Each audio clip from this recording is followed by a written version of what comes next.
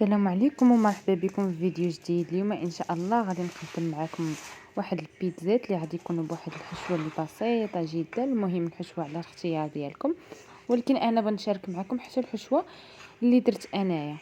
في العجينه غنحتاجوا الفورص، وغادي نحتاجوا الدقيق ديال القمح، غادي نديروا شويه زيت نبسبسوها، وغادي نديروا شويه الخميره، شويه السنيده، وغادي نديروا شويه الزعتر على التنسيم، وغادي نعجنوا الخليط كامل بواحد شويه الماء دافي حتى غادي ندلكوها حتى تولي جاريه كتلصق في اليدين. عاد غادي نضيفوا على واحد المكون اخر. المهم ها نتوما كتشوفوا معنا غنضيفوا شويه الملح، شويه ماشي بزاف. صافي غادي نعاودوا نعجنوا مزيان ديك العجينه في ديك الملحه، ونديروا عليها شويه الزيت ونديروها في واحد البلاستيكه صافي، ونخليوها متقله ترتاح. غادي نشد واحد المطيشات، غادي نقطعهم طرافي، وغادي ندير فيهم اليازير، وغادي نزعتر وندير ورقه الناموسه والثومه ونخليهم يطبقوا في الماء. في هذه المقيله درت واحد البصله مشلضه، ودرت واحد الفلفله مشلضه، ودرت عليها شويه العطريه، ودرت حتى هي في القلبوطه تشحر. وغادي نرجع نعاود ندلك ديك العجينه اللي خليتها تخمر، ونعاود ثاني نتقلها من جديد. بالنسبه لاصوص هنايا واجد غادي نحيدوه، وحتى الحشوه بانت ليا واجده صافي غادي نحيدو. غادي ندوز باش انني نقاد ديك العجينه نقرصها معاكم.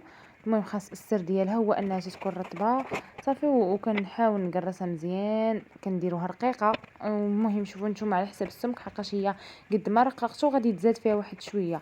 دائما هذاك الرق اللي بان لكم في العجينه عرفوا راه غادي تزاد فيه في الطياب.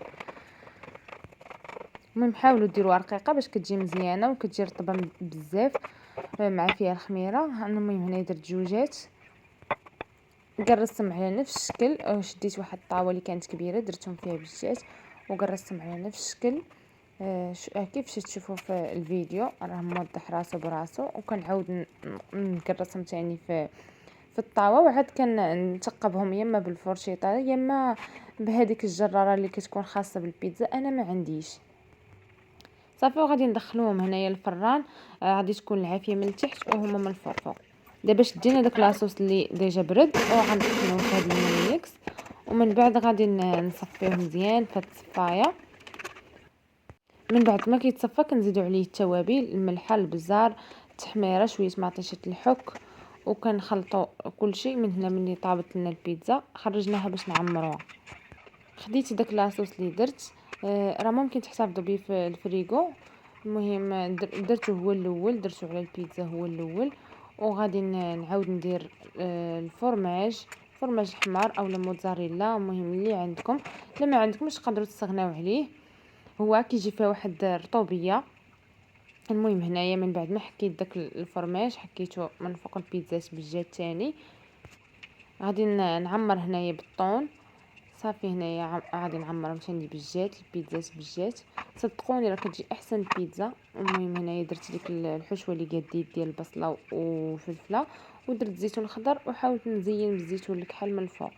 وغادي نعاود نحك ثاني الفرماج من الفوق باش يجي باين ويجي لنا ديك الرطوبيه في البيتزا.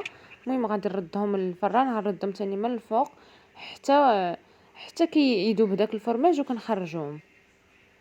صدقوني كتجي احسن بيتزا وكنتمنىكم تجربوها. انا متاكده غتوليو مدمنين عليها. تفرحوا بها وليداتكم وضيافكم، ومع السلامه.